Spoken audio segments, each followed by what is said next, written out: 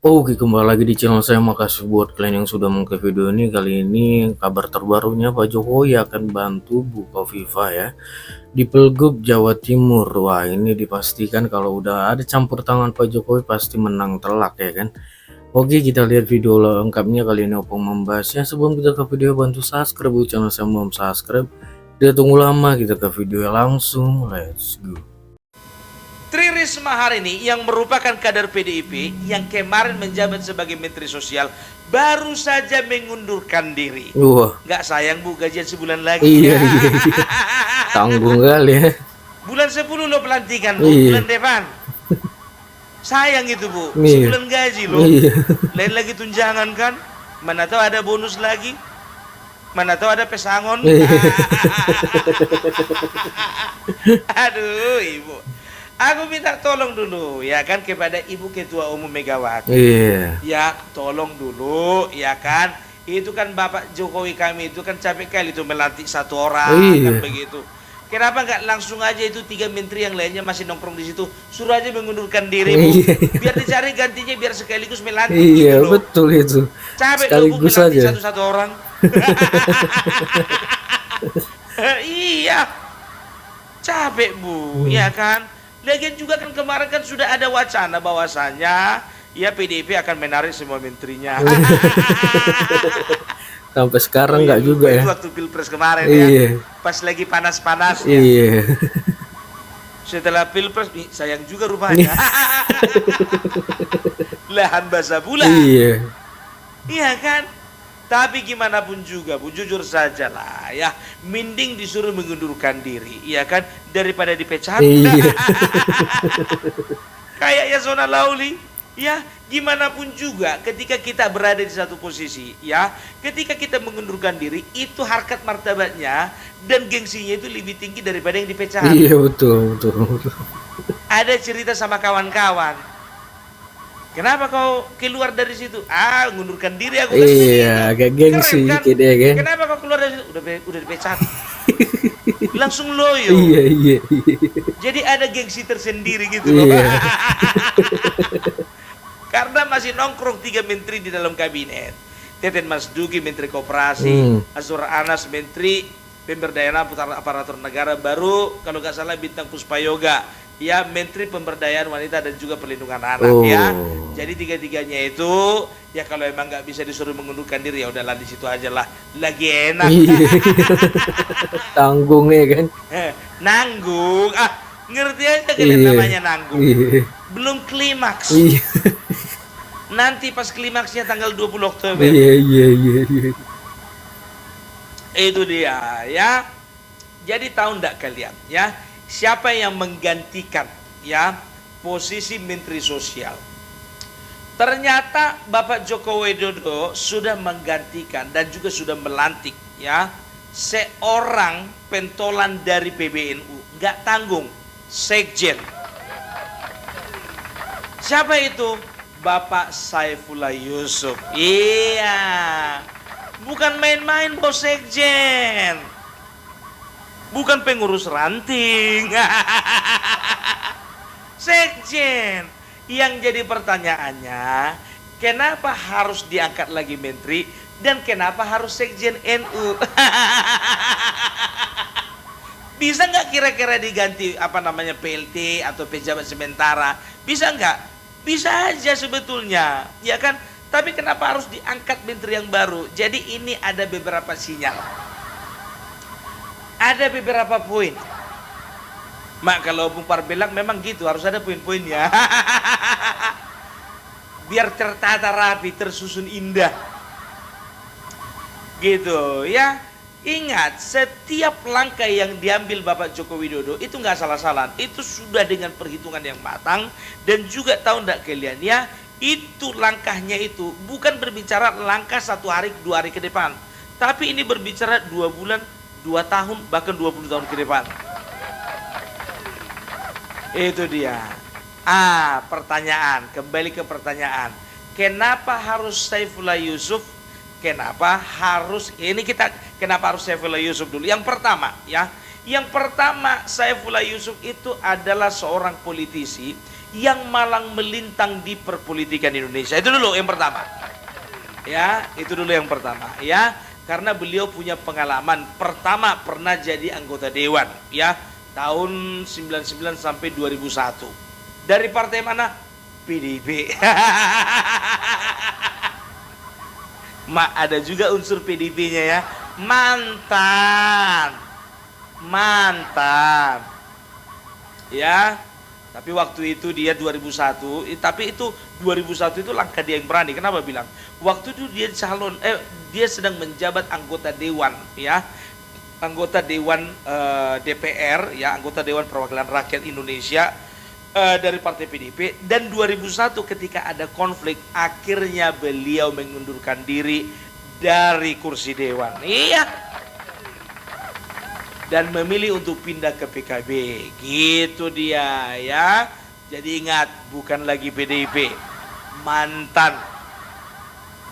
Setelah itu dia punya pengalaman lagi sebagai seorang menteri ya. Menteri, kalau tidak salah menteri apa sih namanya, menteri desa tertinggal kalau nggak salah, menteri desa ya kalau tidak salah.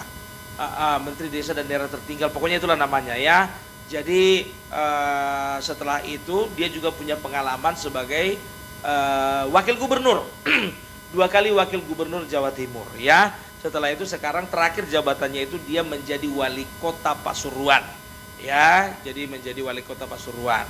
Jadi ingat tuh, dia itu dari kursi gubernur mau merendahkan hati ya, walaupun wakil gubernur. Ingat, menteri, wakil gubernur, sekarang dia jadi wali kota Pasuruan. Harusnya Anies begitu juga. Ya kan? Presiden nggak dapat, gubernur. Gubernur nggak dapat, maunya ke wali kota. Tetap ujung-ujungnya kena juga si Anies. Dosa apa sih Anies tuh? Iya, daripada nggak goyang. Kalau orang Medan gitu kan, daripada nggak goyang gitu. Lumayan. Tar hilala. Wali kota. Tapi sekarang udah tutup pendaftaran.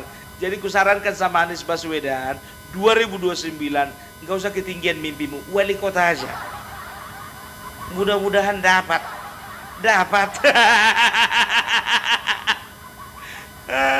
Itu dia ya. Jadi itu dia berdasarkan pengalaman ya. Yang kedua, kenapa harus Saifullah Yusuf atau Gus Ipul? Ya, beliau itu adalah seorang sekretaris jenderal. Ingat, Sekjen PBNU, pengurus besar Nahdlatul Ulama ya. Bisa dikatakan ini adalah organisasi keagamaan terbesar di Indonesia. Dan ini termasuk sekjen yang gak pernah nangis-nangis, gak pernah fitnah-fitnah, gak pernah dipanggil KPK, dan tasnya juga gak pernah digeledah, HP-nya juga gak pernah disita. Inilah salah satu contohnya. Gak kayak yang sebelah. Ganteng lagi orangnya. Siapa ya? Ya, kenapa harus sekjen PBNU? Ya, ini seolah-olah ya Joko Widodo itu ingin mengisyaratkan dan juga menitip kepada the next kabinet bahwasanya Bapak Prabowo, NU harus tetap ada dalam pemerintahan. Itu dia. Kenapa harus ada dalam pemerintahan orang-orang NU? Karena semenjak sebelum zaman kemerdekaan sampai sekarang, PBNU adalah salah satu organisasi yang memperjuangkan kemerdekaan dan sampai sekarang masih bekerja untuk kebangkitan bangsa. Ya, itu dia. Ya, jadi kalau bisa dikatakan Indonesia nggak bisa lepas dari NU, nggak bisa.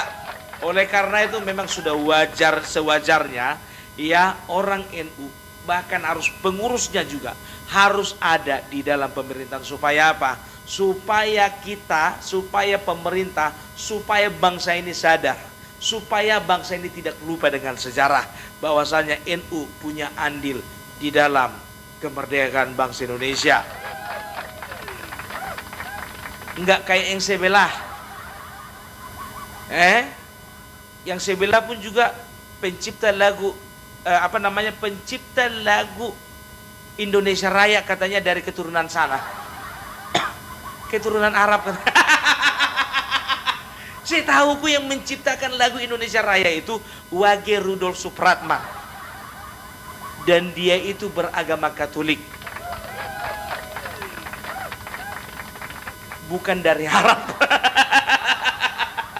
Banyak kali yang mengklaim-klaim. Ingat ya, kalau ada dengar-dengar yang kayak gitu ya, bikin perbandingan dengan dengan bukti sejarah. Jangan asal-asal catut.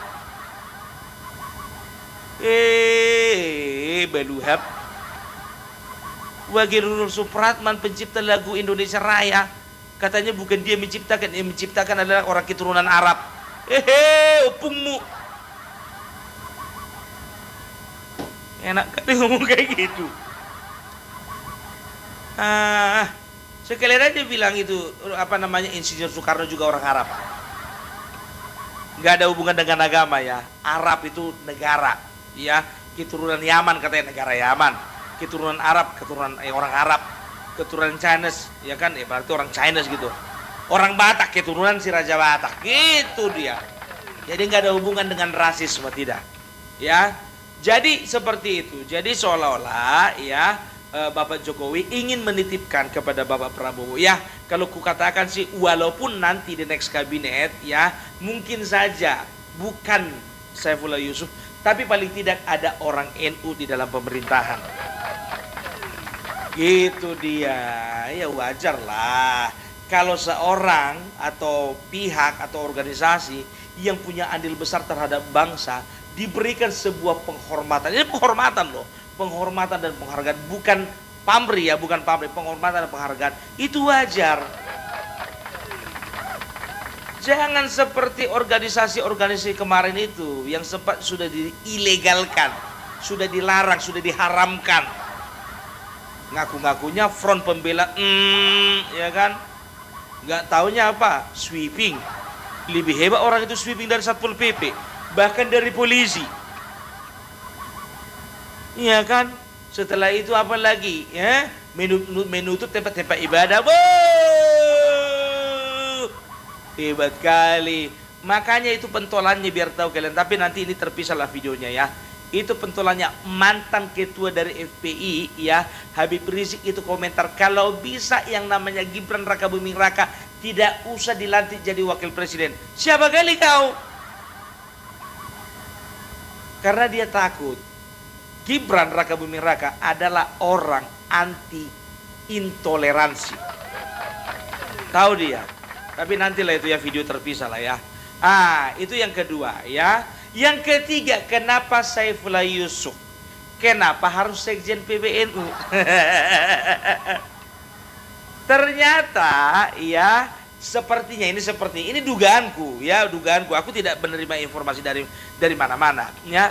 Sepertinya ada niat dari Bapak Joko Widodo ya, ingin dalam tanda kutip ini ingin membantu pemenangan Khofifah Indar Parawansa yang ada di Jawa Timur. Loh, apa hubungannya? Ada. Jadi begini ya, calon di Jawa Timur itu ada 3, ya kan? 3-3-nya perempuan. Yang pertama Khofifah Indar Parawansa, ya bisa dikatakan mayoritas masyarakat NU ke sini. Apalagi perempuannya. Karena apa? Karena beliau adalah ketua muslimat mulai dari tahun 2000 sampai tahun sekarang, 24 tahun. Apa itu organisasi muslimat? Organisasi muslimat adalah organisasi yang anggotanya adalah kader-kader perempuan dari masyarakat Nahdliyin atau Nahdlatul Ulama.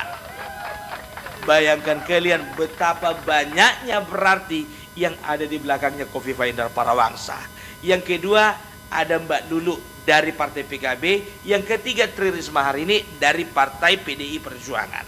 Ya, sekarang kalau misalnya Mbak Lulu dikatakan, oh itu lawan berat, dari mana beratnya? Tidak akan mungkin berat. Oh iya kan PKB, orang NU kan milik ke PKB semua. Tidak. Ya, PKB dan NU itu udah beda kamar. Beda kamar itu ya. Walaupun memang banyak pemilih PKB ya, itu dari masyarakat Nahdien ya. Tapi ingat ya, untuk memperkuat ya, untuk memperkuat posisi Khofifah Indar Parawangsa ya, sepertinya Bapak Joko Widodo mendudukkan, ada pentingnya Bapak Joko Widodo mendudukkan satu orang lagi Sekretaris Jenderal PBNU di pemerintahan. Itu supaya apa? Supaya masyarakat Jawa Timur tahu bahwasanya ya, bahwasanya masyarakat NU pilihannya satu-satunya hanya ke barisan Joko Widodo dan Prabowo. Masyarakat NU itu spesial loh ya, di hatinya Bapak Joko Widodo dan juga Bapak Prabowo, ya kan? Loh, kita nggak bisa juga bilang seperti itu Opung Parbelak. Kenapa? Karena kemarin ya sempat Khofifah Indar Parawangsa itu berhadapan face to face melawan Saifullah Yusuf, sama-sama bertanding di pemilihan gubernur Jawa Timur. Tapi kan kalah. Saifullah Yusuf itu kalah ya. Karena apa? Ya, karena bisa dikatakan ya, kita bisa lihat ya bagaimana bersatunya anggota muslimat lebih solid daripada anggota NU yang lainnya. Berarti ya masanya masanya Gus Soleh ini, masanya Gus Ipul ini bisa bisa dijadikan ukuran ya, bahwa itu akan menjadi ceruk baru. Gitu loh ya, itu akan menjadi ceruk baru di pemilihan Jawa Timur. Dan ingat ya, Pasuruan itu bisa dikatakan itu 5 besar kabupaten dengan penduduk terbanyak di Jawa Timur. Makanya aku bilang nggak main-main ya kan, nggak mungkin lah kemana-mana ya kan. Sudah pasti itu nanti ya kan. Oh iya, menteri kami rupanya, wali kota kami sudah ada di dalam menteri. Otomatis selain kami pilih juga orang NU. Itu dia. Makanya aku pakaian hijau sekarang. Iya, kecuali kalau aku pakaian merah, iyalah. Ya, itu makanya aku bilang untuk Jawa Timur ingat ya, jangan salah pilih. Ya, Khofifah Indar Parawangsa dan Emil Dardak. Udah itu paling pas. Opung Parbelak, kau sebetulnya basirnya siapa sih? Sebentar kau si Bobi, sebentar lagi kau Jokowi. Sebentar Jokowi, bentar lagi Ahok. Bentar Ahok, bentar lagi Khofifah. Gue bilang sama kalian ya, Opung Parbelak bukan basir siapa-siapa. Ya, aku bertindak sendiri dan aku bertindak secara independen, ya. Iya, makanya yang ku pakai bajuku kan ganti-ganti, kadang hijau, kadang merah. Jadi mau dibilang lah aku orang PDI, ya, kadang warna kuning. Dibilang juga aku orang Golkar. Dibilang pakai baju warna krem kemarin itu, dibilang aku orang Gerindra. Suka-suka kalian lah menilai. Ya, jadi seperti itu ya, akan menambah ceruk baru ya di pemilihan Jawa Timur ya. Jadi kalau aku bilang, makanya aku bilang itu semua ada keterkaitannya ya kan. Mudah-mudahan nanti ya kan, mudah-mudahan nanti ya di pemilihan kepala daerah serentak itu semua boleh berjalan dengan baik. Mari kita lihat lembaga survei Indonesia secara bersama-sama. Aduh, tapi gimana pun juga ya, sama nih, Jawa Timur itu sama dengan Jakarta ya. Siapapun yang terpilih itu semuanya sama-sama barang bagus. Barang bagus. Gitu, ya kan? Ya Jakarta begitu juga. Di Jawa Barat begitu juga. Kalau aku katakan sih, kebanyakan sekarang ini itu tidak ada lagi big match. Kebanyakan itu friendly match. Aku tengok begitu di Jawa Barat begitu, di Jakarta begitu, di Banten begitu. Ya walaupun kemarin sempat ada sesuatu, ya baru di Jawa Timur. Yang betul-betul big match, yang agak seru dan sengit, itu kurasa di Jawa Tengah dan Sumatera Utara. Kalau itu seru, perhatikan kalian sampai ada yang taruhan nanti, lihatlah. Lihat, di Jawa Tengah sama-sama bintang. Yang satu bintang 3, satu bintang 4. Iya kan? Ya? di Sumatera Utara begitu juga, iya kan? Yang satu bintang, yang satu menantunya menantu malaikat. Itu lebih-lebih dari bintang. Aduh, aduh. Tapi itulah ya. Jadi kalau kukatakan sama kalian, mari kita ciptakan suasana pemilu yang riang gembira. Iya. Sama seperti di Jakarta, makanya Pramono Anung memilih Rano Karno, Pramono Anung dan Rano Karno memilih Cak Lontong sebagai ketua pemenangan karena mereka menginginkan ada sesuatu yang riang gembira. Gitu dia, ya kan? Nanti orang itu main tebak-tebakan. Udahlah, gak usah dibahas lagi Cak Lontong. Aku rasa itu saja, ya.